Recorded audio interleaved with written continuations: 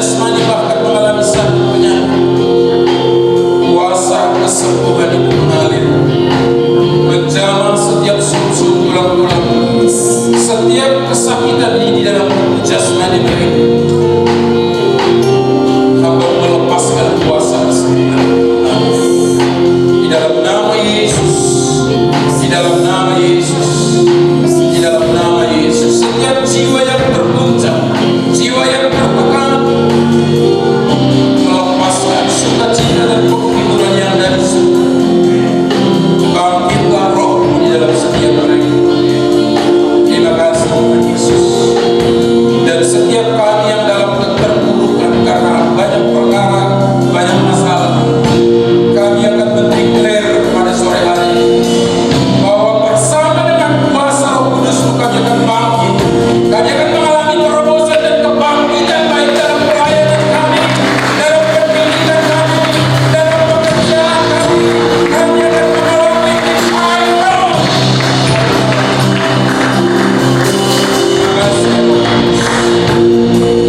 Kami sangat percaya komunitas UCBN akan mengalami multiplikasi, kuasa kebangkitan, Roh Kudus menyertai setiap kami yang akan hidup di hari-hari ini. Kami percaya bahwa COVID-19 tidak akan mampu menghalangi kuasa Roh Kudus bekerja bagi setiap UCBN untuk membawa kabar baik dalam hidup mereka, Tuhan, dalam keseharian mereka. Kabar baik itu dilihat, dinikmati dan dirasakan oleh orang-orang di sekitar mereka. Terima kasih Tuhan Yesus. Terima kasih Roh Kudus. Kami mau berdiam mendengar sebagian daripada firman-Mu. Bicara urapi hamba-Mu, sehingga hanya firman-Mu, kebenaran-Mu itu yang Ku sampaikan dengan urapan yang dari Allah. Dan kami pulang dari tempat ini membawa sesuatu yang baru, berkat baru, kekuatan baru, pengharapan yang baru melalui kebenaran firman yang kita sore hari ini. Di dalam nama Yesus Kristus, kami siap menyambut firman yang hidup. Mari teman-teman yuk yang siap diberkati berkata, amin.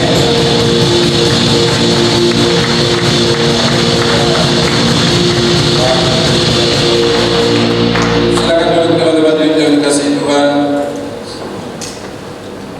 Terima kasih buat Ibu Dewi Yud yang melayani kita pada sore hari ini.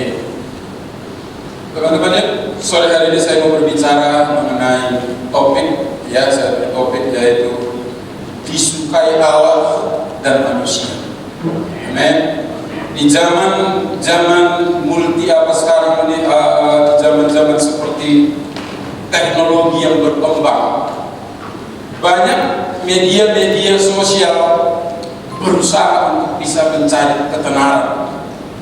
Ya, saya sangat percaya teman-teman yuk, setiap laki-laki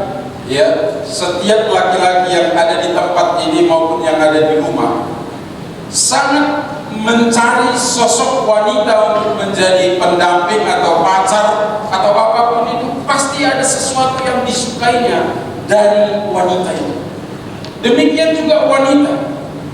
Saya sangat percaya setiap wanita yang sehat jasmani rohani akan membuat dirinya itu menjadi sesuatu yang excellent, sesuatu yang bisa disukai oleh orang lain, oleh lawan jenisnya, ataukah itu teman wanitanya, ataukah itu teman laki-laki.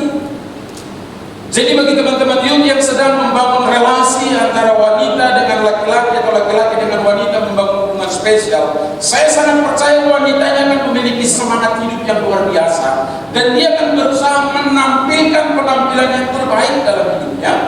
Ya kan? Kalau ada keburukan-keburukan yang selama ini dia dalam hidupnya, pasti dia tertekan. Akan menampilkan karakter yang terbaik, penampilan yang terbaik. Ketika bertemu dengan teman laki-lakinya, dia akan berbicara. Kalau hari-hari ini dia latah, dia akan berusaha dulu. Dia semaksimal mungkin dia akan usahakan bagaimana menjadi sosok wanita yang manis, yang disukai oleh laki-laki. Demikian juga harusnya jemaat yang adalah mempelai wanitanya Kristus Ya, komunitas youth ini, jemaat youth CBN adalah mempelai wanitanya Kristus Yesus. Pasca Pentakosta pencurahan Roh Kudus, teman-teman youth, ya, ada sesuatu yang terjadi. Dan saya sangat percaya bahwa kehidupan orang-orang percaya mula-mula hasil pasca Pentakosta itu, khotbah Petrus yang luar biasa dipenuhi oleh Roh Kudus. Saya sangat percaya itu bukan menjadi sesuatu hal yang ketinggalan di era zaman yang sudah maju sekarang. Ya, amin. Saya sangat percaya cara hidup jemaat mula-mula, kumpulan orang-orang percaya mula-mula pasca Pentakosta itu tidak akan menjadi cara hidup yang jadul untuk kita terapkan di hari-hari ini. Amin. Ada yang merasa jadul? Ada yang pernah baca ayatnya?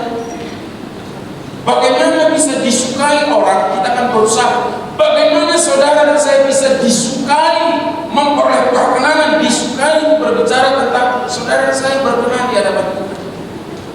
Untuk bisa berkenan di hadapan manusia saja kita berusaha semaksimal mungkin untuk bisa menampilkan yang terbaik dari kehidupan kita, kepribadian kita, perangai kita, ya kan, pakaian kita, attitude kita usahakan yang terbaik. Apalagi untuk bisa menarik hatinya Allah, untuk bisa memperoleh perkenanannya kita sebagai tubuh Kristus. Kita tidak bisa menjadi pribadi komunitas yang main-main. Kita tidak bisa hanya menjadi pribadi-pribadi yang jalanan saja. Amin. Saudara, saya harus punya bagian. Apa yang bisa, hal-hal apa yang membuat kita bisa disukai oleh Allah dan disukai oleh manusia? Apakah disukai oleh manusia otomatis disukai oleh Allah? Belum tentu. Ya, dalam media sosial setiap public figure akan mengusahakan desain template-nya yang terbaik. Kata-kata, permainan kata-katanya akan usahakan, tapi bagaimana untuk disukai? Artinya dia membutuhkan energi. Bagaimana followernya bisa banyak? Itu secara dunia. Tapi yang kita mau pelajari hari ini, sore ini, bagaimana kita secara individu, secara anak-anak Tuhan, secara pribadi, kita menjadi pribadi yang bisa disukai oleh Allah dan disenangi oleh manusia. Amin. Dan bagaimana hal yang kedua, bagaimana komunitas Youth CBN ini menjadi komunitas yang disukai oleh Allah dan disenangi oleh anak-anak muda di Kabupaten Bogor ini. Artinya kalau kita berbicara demikian, ada hal-hal yang saudara dan saya harus lakukan. Amin. Kita tidak bisa berpangku tangan. Itu kenapa saya tidak tertarik dengan satu perkataan yang sudah sangat jadul, yaitu mengalir saja. Bahaya. Ya, mengalir itu bisa hanyut. Amin. Yang setuju katakan amin. Jadi jangan sering-sering teman-teman yang berkata-kata mengalir saja. Itu mengalir, kalau air kan terus ke bawah, ya, air itu dari ketinggian pasti mengalir ke bawah. Nggak mungkin dari bawah mengalir ke tempat yang tinggi. Itu bukan mengalir, itu melawan. Tetapi itu sesuatu yang tidak mungkin secara dunia. Tapi dalam kekristenan kita sebagai anak-anak Tuhan, itu yang saudara saya harus lakukan. Tempatkan kata mengalir itu pada porsi. Jangan sebagai anak-anak Tuhan kita bilang gimana, dia mengalir sajalah. Saya udah tahu kalau udah begitu, pasti udah tahu-tahuan. Amin. Mari kita buka satu ayat firman Tuhan dari Kisah Para Rasul. Kisah Para Rasul 2 ayat yang ke-47, teman-teman. Sambil memuji Allah dan mereka disukai semua orang, dan tiap-tiap hari Tuhan menambah jumlah mereka dengan orang yang diselamatkan. Satu ayat lagi kita buka dalam 1 Samuel, ya, 1 Samuel 2 ayat yang ke-26. Tetapi Samuel yang muda itu semakin besar dan semakin disukai, baik di hadapan Tuhan maupun di hadapan manusia. Kita berbicara tentang pribadi dan komunitas. Bagaimana untuk bisa disukai oleh Allah dan disukai oleh manusia. Tadi saya sampaikan, untuk bisa disukai oleh manusia, saudara gampang bisa melakukannya. Keburukan saudara tidak mesti dibongkar, kejelekan kita tidak mesti dibongkar untuk bisa disukai oleh manusia. Tetapi untuk bisa disukai oleh Allah, berkenan di hadirat Allah, saudara harus diproses, saudara saya harus dibongkar. Setiap keburukan, kelemahan kita harus dibongkar dan tidak bisa ditutupi untuk bisa disukai oleh Allah. Pasca pencurahan Roh Kudus dan khotbah Petrus yang dipenuhi oleh Roh Kudus yang membuat banyak orang-orang pada waktu itu bertobat. Sekali khotbah Petrus 3.000 orang bertobat. Hasil daripada pengajaran rasul-rasul tidak hanya sebatas khotbah Petrus, tapi mereka yang sudah percaya itu ada bagian-bagian yang mereka lakukan. Ada gaya kehidupan mula-mula, jemaat mula-mula, kumpulan orang-orang percaya itu ada yang mereka lakukan. Sama seperti Samuel itu, bagaimana Samuel dikatakan bisa disukai oleh Allah dan manusia. Ada bagian-bagian yang dia harus kerjakan. Tidak cukup dia bertumbuh semakin besar dan dia disukai oleh Allah dan manusia. Ada bagian-bagian yang harus dikerjakan, baik secara kita pribadi maupun secara komunitas, kumpulan orang-orang percaya.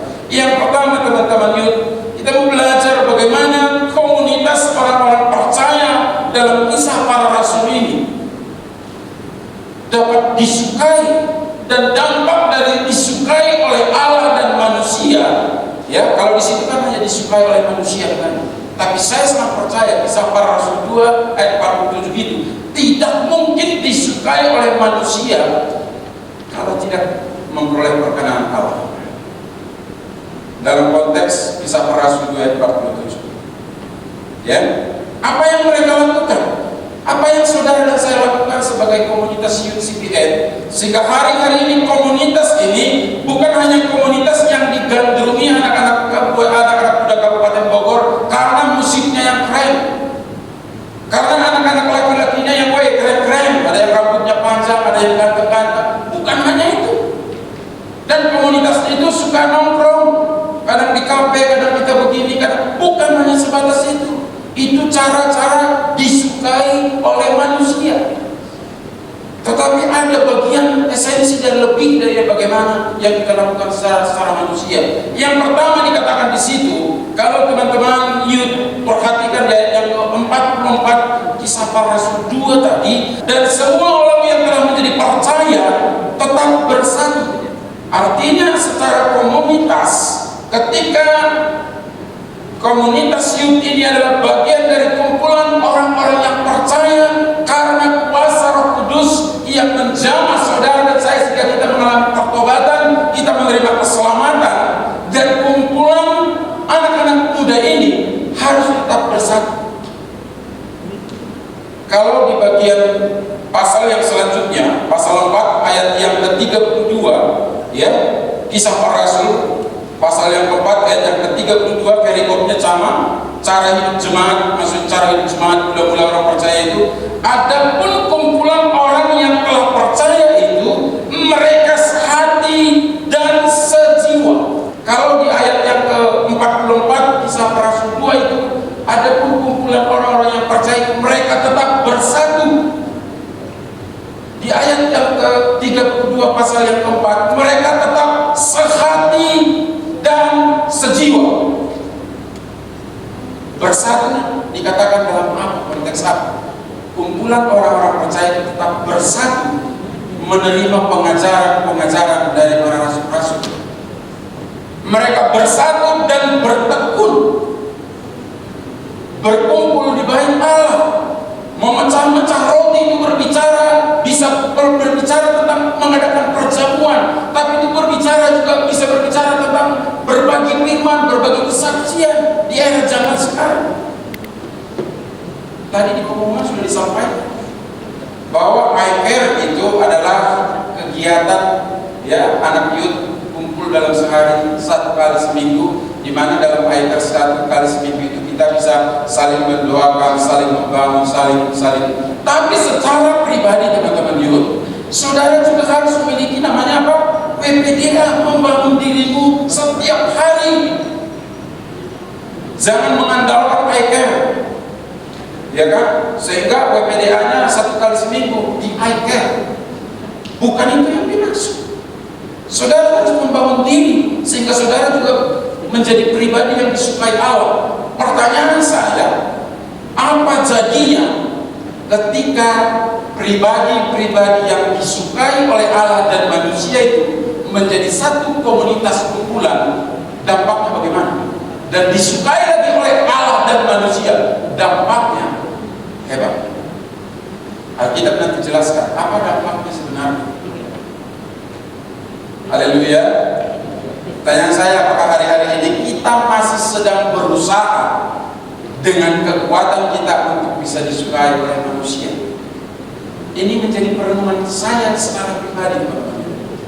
Hari-hari ini saya merenungkan, itu kenapa saya bagikan.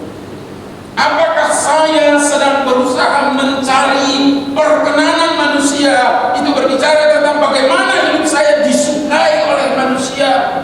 Ketika saya di media sosial, apakah saya harus membuat bagaimana biar disukai manusia?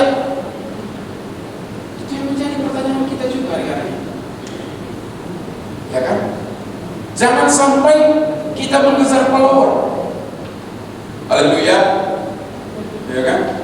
Kalau orang-orang CBN hamba Tuhan yang khotbah, kok followernya yang nonton hanya 80, 100 paling tinggi. Tapi kalau hamba Tuhan yang dari luar khotbah di CBN, followernya yang lihat di YouTube langsung 900, kita tidak mengejar itu.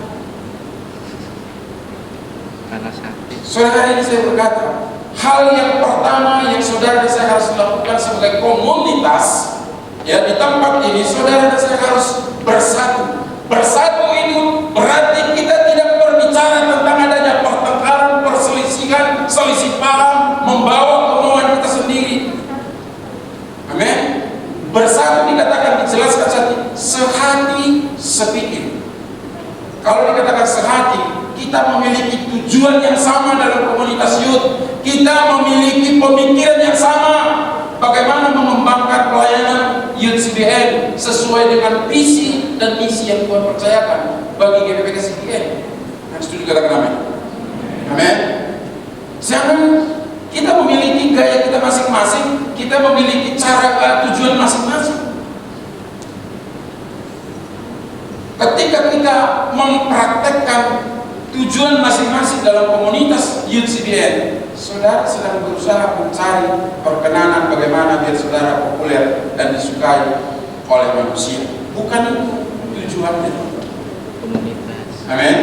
Cerita. Yang kedua, ya, yang kedua dikatakan di situ mereka, ya perhatikan di ayat yang masih 44 itu, dan segala kepunyaan mereka adalah kepunyaan bersama, dan selalu ada dari mereka yang menjual harta miliknya lalu membagi-bagikannya kepada semua orang sesuai dengan keperluan masing-masing. Ini yang luar biasa, teman-teman. Ketika jemaat mula-mula itu, kumpulan orang-orang percaya itu, mereka telah menerima kemurahan Allah, jamahan dan lawatan kuasa Roh Kudus. Kalau dalam Matius 13 ayat 46 ada satu perumpamaan tentang hal kerajaan Allah, dikatakan ketika seseorang itu menemukan mutiara itu sesuatu, berbicara tentang sesuatu yang berharga. Dikatakan dia kembali ke ladangnya, dia kembali ke kampungnya, dia menjual seluruh hartanya dan membeli mutiara itu. Yang kedua, bagaimana untuk saudara dan saya sebagai komunitas youth CBN bisa disukai Allah dan manusia? Kita harus memiliki yang namanya kepedulian sampai ke pinggir-pinggir. Haleluya. Amin. Seberapa banyak hari-hari ini secara pribadi kita mulai care, kita mulai peduli dengan teman-teman youth yang lain? Ada nggak teman-teman youth? Atau hanya Bang Roy dan pengurus saja yang care, peduli siapa yang sudah lama nggak hadir? Ya kan? Bagaimana kita bisa mengunjungi mereka, membangun komunikasi dengan mereka? Lambaikan tangan, kamera. Pada dasarnya manusia itu yang telah jatuh dalam dosa itu manusianya egois, mementingkan diri sendiri. Tetapi harusnya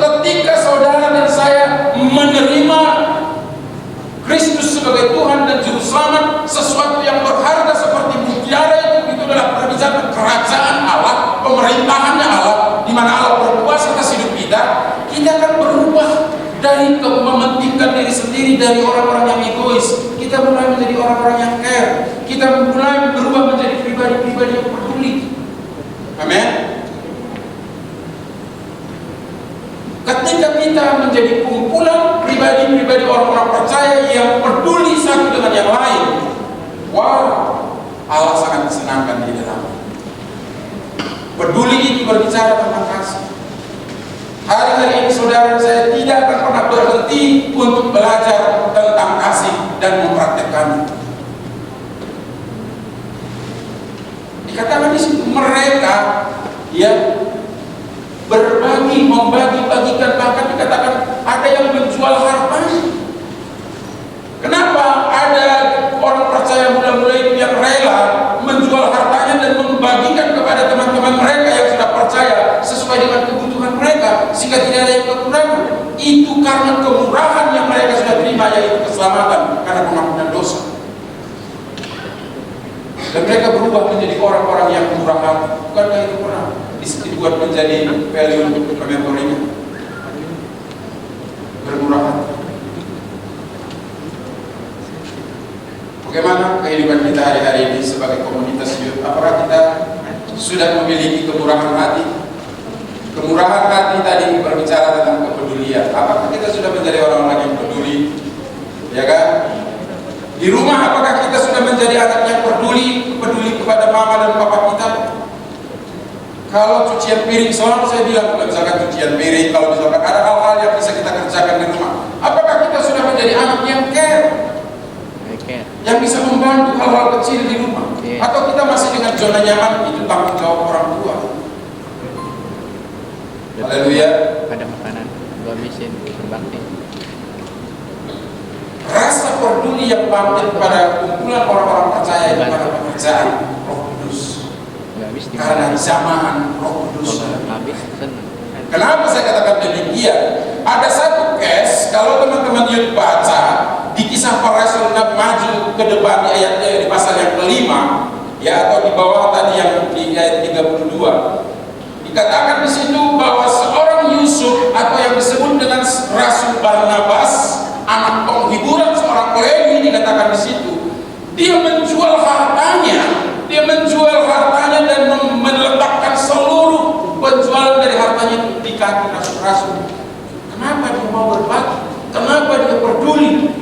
Karena Roh Kudus menggerakkan dia. Oleh karena itu saya mengajak teman-teman youth, ya, pekerjaan Roh Kudus itu harusnya hasilnya, dampaknya bagi kita.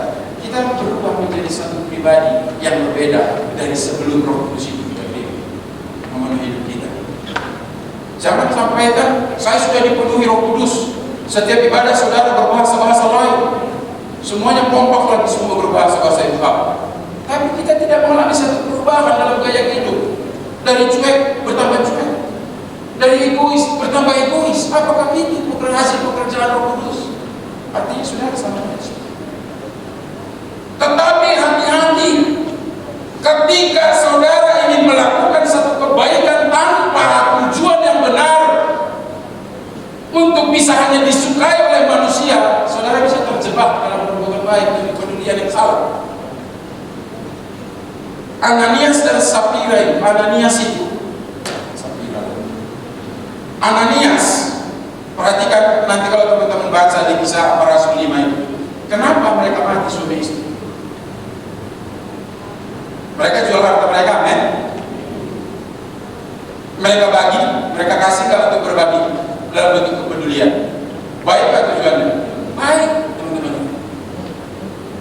Pertanyaannya, apakah tujuan mereka untuk berbagi itu karena kegerakan Roh Kudus dalam hidup mereka, atau mau menonjolkan untuk bisa disukai oleh manusia? Ikut-ikutan. Barnabas itu dikatakan dia adalah anak penghiburan orang Lewi.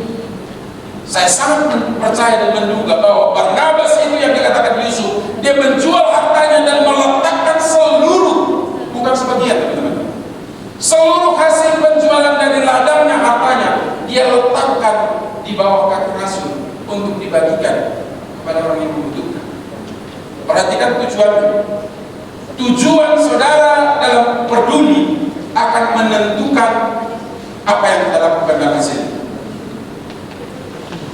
Tujuannya dulu. Perhatikan, bukankah sesungguhnya harta itu, ladang itu adalah ladangnya Ananias, amin? Itu punya mereka. Dan ketika mereka jual itu, hasilnya misalkan 200 juta teman-teman itu, ya kan? Itu punya mereka bukan? Hasilnya. Ada pada kuasa mereka enggak hasil dari penjualan ladang? Ada pada kuasa mereka, 100%, bukan pada kuasa para rasul. Tetapi apa yang menjadi alasan kenapa mereka hanya menyampaikan sebagian dari penjualan itu dengan kesepakatan? Karena sepengetahuan, dikatakan nanti kalau kita membaca. Kenapa dia hanya sampaikan sebagian? Ya kalau dia bilang misalkan Pak Rasul, kalau saya bicara Pak Rasul, dia lebih hormat. Rasul penjualannya 200 juta, nih kami letakkan. Masalah nggak sebenarnya? Nggak masalah.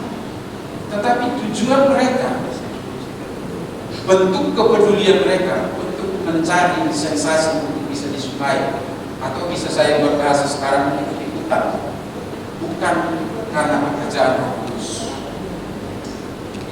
Kalau bukan pekerjaan Roh Kudus, saudara digerakkan care peduli kepada orang lain. Kadang-kadang manusia jasmani kita ingin mencuri kemuliaan, betul nggak? Betul nggak? Kadang-kadang itu kenapa ada di bagian lain yang itu berkata, jikalau tangan kananmu memberi, tangan kirimu jangan. Aku mengetahui itu bertujuan agar saudara tidak mencuri kemuliaan Allah atas kepedulian saudara. Lantas saudara nanti akan bilang kalau bukan gara-gara Tuhan dulu dia nggak bisa begitu. Saudara sudah mendapat upahnya. Jadi perhatikan juga, peduli tidak hanya bisa sebatas peduli, tetapi kepedulian kita apakah karena memang terjadinya perubahan karena pekerjaan Roh Kudus, perubahan karena firman Tuhan yang mengoreksi kita, yang memproses kita, yang menerjang kita, sehingga kita dari manusia egois menjadi peduli. Itu yang luar biasa. Haleluya. Amin. Mari kita perhatikan bagaimana dikatakan di dalam 1 Samuel pasal yang kedua ayat yang 18. Adapun Samuel menjadi pelayan di hadapan Tuhan. Perhatikan, ia masih anak-anak yang tubuhnya berlilitkan baju efod dari kain lena. Saya tidak membahas dililitkan baju efod dan kain lena. Tetapi dikatakan adapun Samuel menjadi pelayan Tuhan. Ini berbicara tentang ketika saudara menjadi pribadi yang hari lepas hari melayani Tuhan, itu tidak mesti harus di gereja saudara tinggal 24 jam. Saudara tidak mesti harus tinggal di gereja dan tiap hari ke gereja untuk dikatakan bisa melayani Tuhan. Apa yang menjadi aktivitas saudara? Saudara sekolah mana? Saudara berada di kuliah, sedang kuliah, saudara sedang berada di tingkat SMA, SMK, atau saudara sudah bekerja. Di sana saudara bisa melayani Tuhan. Karena Alkitab mencatat, adapun Samuel menjadi pelayan di hadapan Tuhan. Memang pada waktu itu dia melayani di Bait Allah di bawah asuhan Imam Eli. Tetapi bagaimana kita menginterpretasikan ayat ini dalam kehidupan kita sebagai anak muda sekarang? Apakah kita bisa menjadi pelayan Tuhan di mana Tuhan tempatkan kita bekerja? Harusnya bisa. Amin. Saya mendukung dan saya mendorong buat setiap teman-teman youth hari-hari ini agar bisa menjadi pribadi yang disukai oleh Allah dan manusia. Jangan malu dan jangan takut khawatir bahwa kau menjadi pelayan Tuhan. Ya, menjadi pelayan di hadapan Tuhan di tempat pekerjaan, di tempat kuliah, di kampus, dimanapun Tuhan percayakan. Saudara bisa menjadi pelayan Tuhan. Caranya bagaimana? Bagi karyawan, kalau masuk jam 8 kurang 10 kita sudah sampai di kantor. Itu bagian dari menjadi pelayan di hadapan Allah. Bukan mesti dimimpan ini, teman-teman. Ya kalau saudara masuk kerja jam 8 masuk kerja, datangnya jam 9, lantas bos saudara, supervisor saudara bilang sama saudara, "Pagi Mas, malu kan?" Lantas kita lebih gaul lagi, "Pagi Pak." Besok datang surat teguran. Itu bagian dari saudara menjadi pelayan di hadapan Tuhan. Amin.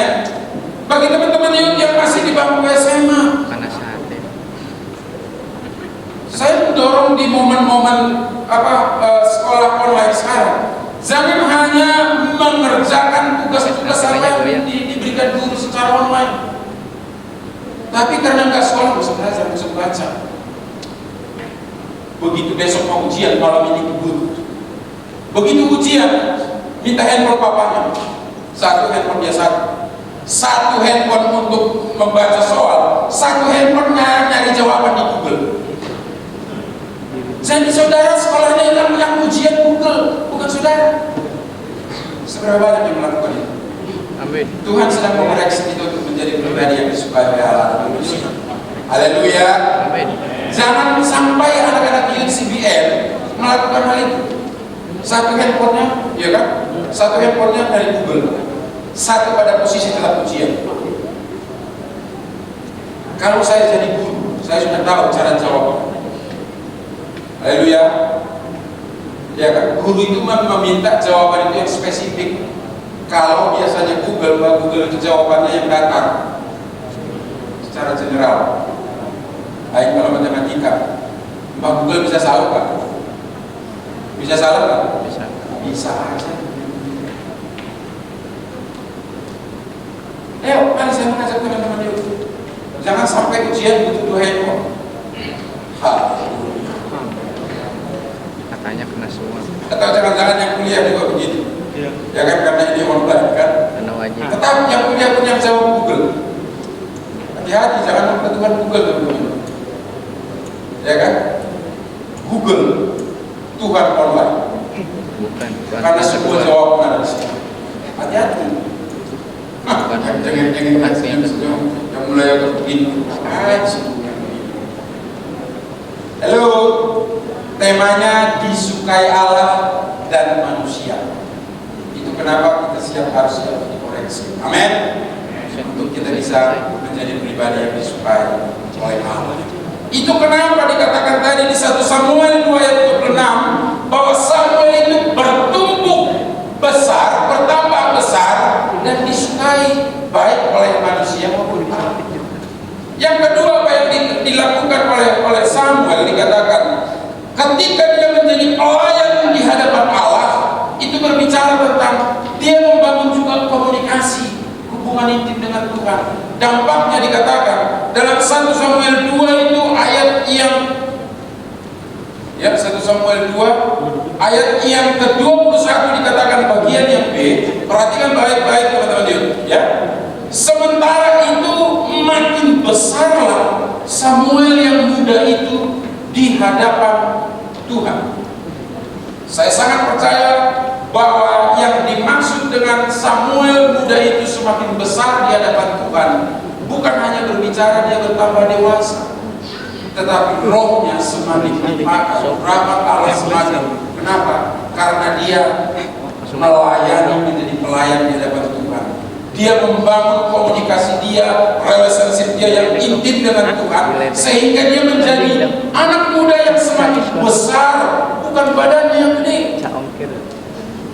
Haleluya.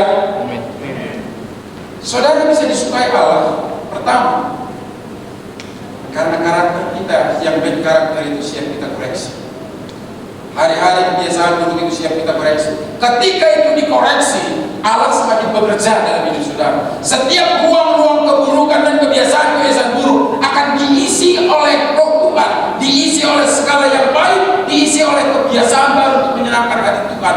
Maka engkau akan semakin besar di hadapan Allah, bukan tubuh kita. Ketika kita semakin besar, pengurapan Allah, wibawa surgawi semakin ada dalam hidupmu. Saya sangat percaya Allah menyukai saudara secara pribadi dan orang-orang akan semakin lengket. Kenapa? Bukan saudara yang menarik dengan cara saudara, tapi urapan Allah itu, pengaruh Allah yang tinggal diam dalam saudara, itu yang menarik para orang menyukai saudara dan saya secara pribadi. Kalau kita menjadi kumpulan orang-orang yang demikian, bagaimana? Youth speaking. Setiap hari dikatakan dampaknya Tuhan menambahkan jiwa yang diselamatkan. Itu dampak dari disukai Allah dan manusia. Perhatikan baik-baik. Yang ketiga di situ dikatakan, ya, bahwa mereka disukai, orang-orang percaya itu disukai oleh Allah dan manusia karena mereka senang. Apa dikatakan di situ setelah peduli tadi? Mereka selalu berkumpul di bait Allah dan memuji Allah. Apakah jemaah komunitas Youth CBN ini menjadi komunitas yang sedang memuji Tuhan? Baik ketika kita di tempat ini bersekutu, berfellowship, berkumpul macam-macam roti di tempat ini, atau ketika kita di rumah, kita tetap menjadi pribadi yang senang memuji Allah. Memuji itu bukan sebatas berbicara, bernyanyi, teman-teman. Perhatikan ya, saya sudah pernah sampaikan di umum. Memuji Tuhan bukan bernyanyi. Nah, setuju katakan amin. Memuji Tuhan, saudara mengagungkan Tuhan karena saudara merasakan kebaikan, kemurahan, pertolongan, perbuatan tangan Tuhan yang ajaib, dan saudara menyadari bahwa hanya Dia sumber segalanya. Itu kita memuji Tuhan. Ketika saudara sedang memuji sahabat saudara, pasti ada sesuatu yang dia lakukan yang menolong saudara. Amin. Nggak mungkinlah ditendang saudara, "Wih, luar biasa tendangan tadi. Ini saya sampai patah, ini luar biasa." Nggak ada itu. Pasti kita memuji teman kita, ya. Yang wanita akan memuji sahabat wanitanya ketika dia menolong, ketika dia menjadi teman yang bisa diajak curhat. Wah, aku senang banget ini dengan Laras, iya kan? Siapa? Laras ya? Haras. Nah, saya sangat senang dengan Haras. Kenapa? Waktu gue dulu terpuruk, gue dicuekin di komunitas youth, tiba-tiba Haras itu menjadi satu teman yang siap selalu dengerin saya. 1 jam gue ngomong, dia dengerin, dia gak nyeletuk, dia tetap menunjukkan raut wajah dan gerak tubuh yang antusias dengan gue coba. Itu memang luar biasa komunitas youth CBN. Haleluya. Coba kalau komunitas tidak seperti yang tadi. Memuji itu, saudara juga tidak hanya bisa memuji-muji Tuhan, tapi saudara juga siap mendengarkan orang lain. Haleluya. Amin. Itu kenapa dikatakan kalau tidak salah bulan ini kita love God, love people. Kalau saudara bisa memuji Tuhan, saudara juga bisa mendengarkan sahabat saudara ini. Amen. Saudara gak bisa memuji-muji Tuhan, aku memuji kebesaran Bapak, aku hormatan Engkau, tapi kita gak pernah. Kapan ya saya bisa ngobrol? Gak ada waktu, sorry ya, gue sibuk hari-hari ini. Saudara, bagaimana kita bisa memuji Tuhan? Jangan-jangan kita lebih sering nyanyi dari memuji Tuhan. Mari coba kita renungkan. Mana lebih sering komunitas Youth CBN ini memuji Tuhan baik secara individual maupun secara komunitas di hadirat Allah? Memujikah kita atau kita hanya sebatas bernyanyi?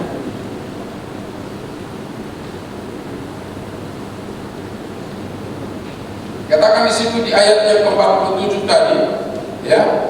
Dalam Kisah Para Rasul 2 ayat yang ke-47 dikatakan tadi apa? Perhatikan baik-baik, sambil memuji Allah dan mereka disukai semua orang. Hari-hari ini teman-teman youth, banyak anak-anak muda yang mengalami depresi, tekanan hidup dengan berbagai latar belakang persoalan, baik dari orang tua, baik dari kehidupan pribadi, baik dari masa lalu yang bisa tidak terbebas dari masa lalu. Maulah saudara bagian ketika kita memuji Allah, kita refleksikan dalam kehidupan sehari kita. Kita bisa mendengar, kita bisa menjadi solusi bagi orang lain. Pujilah Tuhan melalui perbuatanmu dalam keseharian. Pujilah Tuhan melalui tindakan-tindakan kita dalam keseharian kita. Sehingga ketika saudara bernyanyi, ada yang saudara bawa di hadirat Allah. Bukan hanya kebebasan kosong bernyanyi, saudara menjadi penggombal di hadirat Tuhan. Ada sesuatu yang baru, penggombal. Ya kan? Kalau saudara tidak melakukan melakukan sesuatu untuk bisa membawa orang lebih baik, ketika kita di dalam gedung gereja seperti ini berkumpul, kita sebenarnya sedang bernyanyi. Bedakan menyanyi dan memuji. Amen. Beda. Jangan salah. Apakah kau pernah memuji Tuhan dalam hidup? Bentuk yang paling sederhana memuji Tuhan adalah tadi seperti pujian tadi.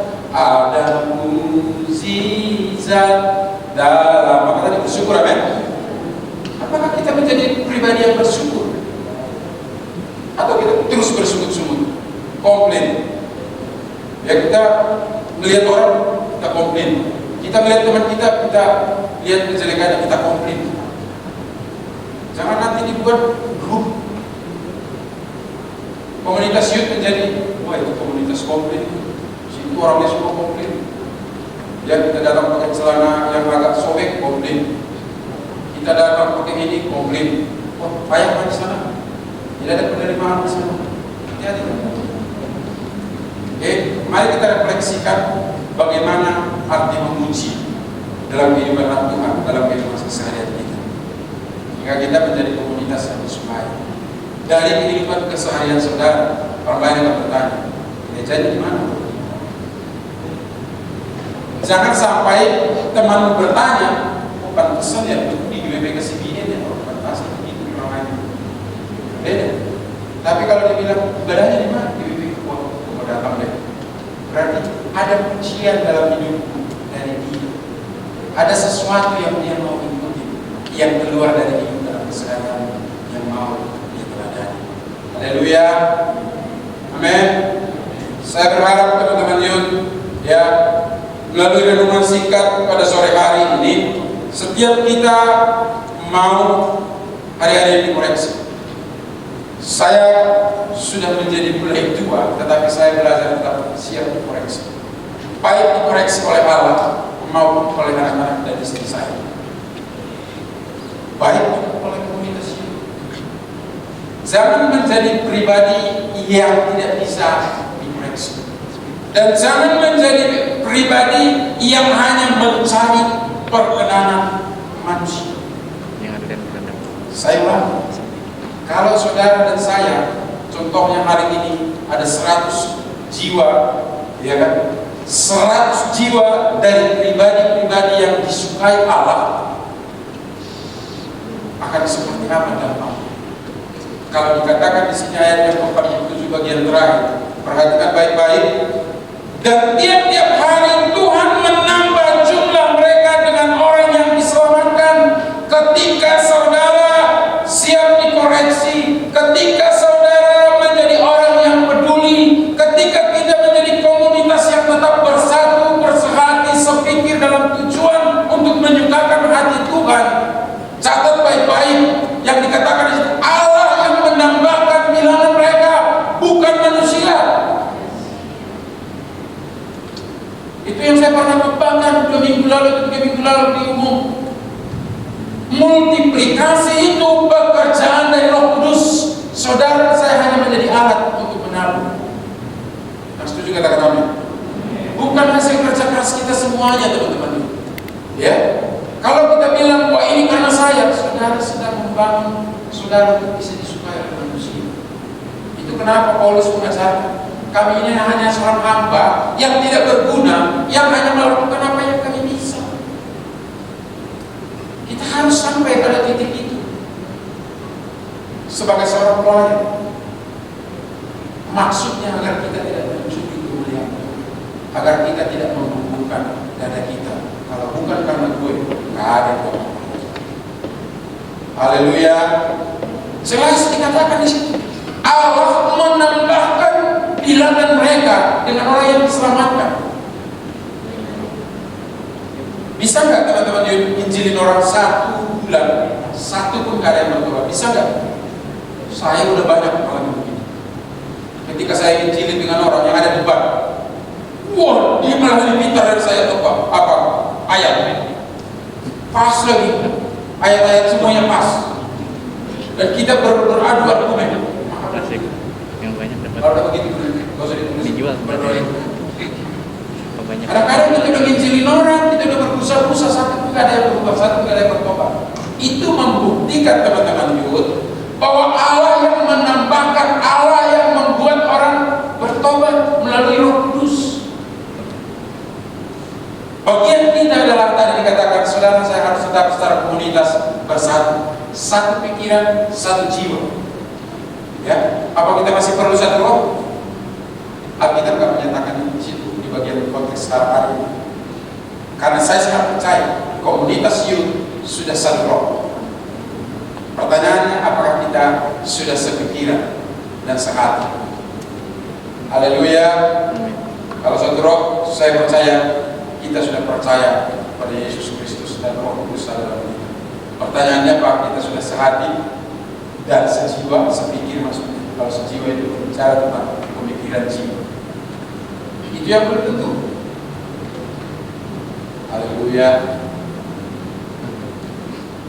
Saya mengajak teman-teman youth sore hari ini, mari tetap bersatu. Berbeda pandangan itu hal biasa. Ya.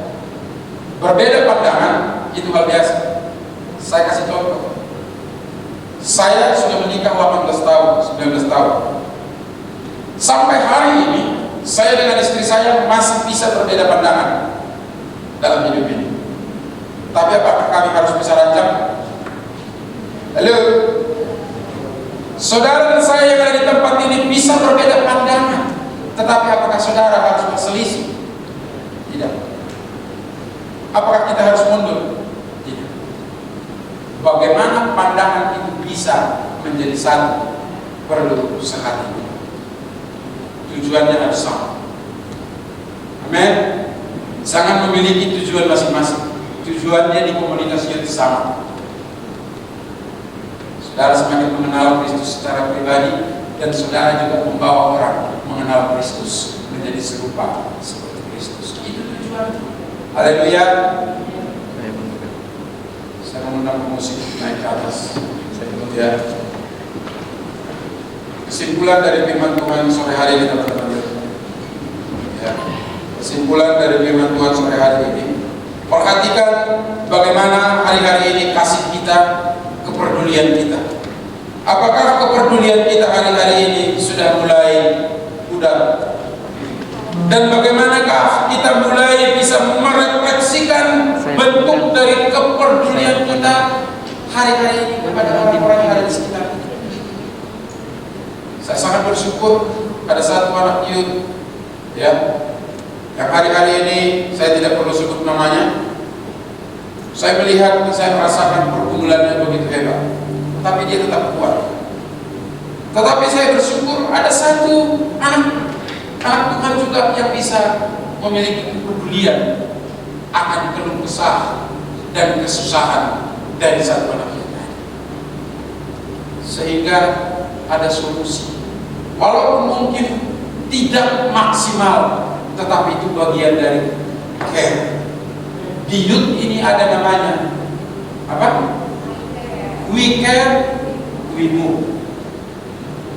Saya berdoa, saya mendorong teman-teman youth agar itu tetap berjalan, sehingga youth ini menjadi satu komunitas yang disukai oleh anak-anak youth di Kabupaten Bogor. Akan banyak orang bertanya, di manakah CBN? Jam berapakah ibadah youth-nya? Jam berapa ibadahnya? Jam berapa ibadah? Karena ada sesuatu yang berbeda di youth CBN. Karena kita tetap bersatu. Haleluya. Amin. Kita bertumbuh menjadi komunitas yang peduli, yang care, dan kita akan menjadi komunitas yang tetap memuji Tuhan. Kita merefleksikan pujian kita kepada Allah dalam kehidupan seharian kita, sehingga dimanapun saudara berada, saudara menjadi terang, saudara menjadi terang. Haleluya. Saya mengundang teman-teman yang bangkit berdiri. Saya berdoa setiap youth CBN selesai ibadah turut tetap menggunakan protokol kesehatan. Amin. Ketika kita meeting, pengurus tetap menggunakan protokol kesehatan, jaga jarak, mencuci tangan. Dan demikian juga saya mendorong teman-teman youth dalam keseharian jangan lupa memakai masker, jaga jarak, ya, jangan buka celah, dan jangan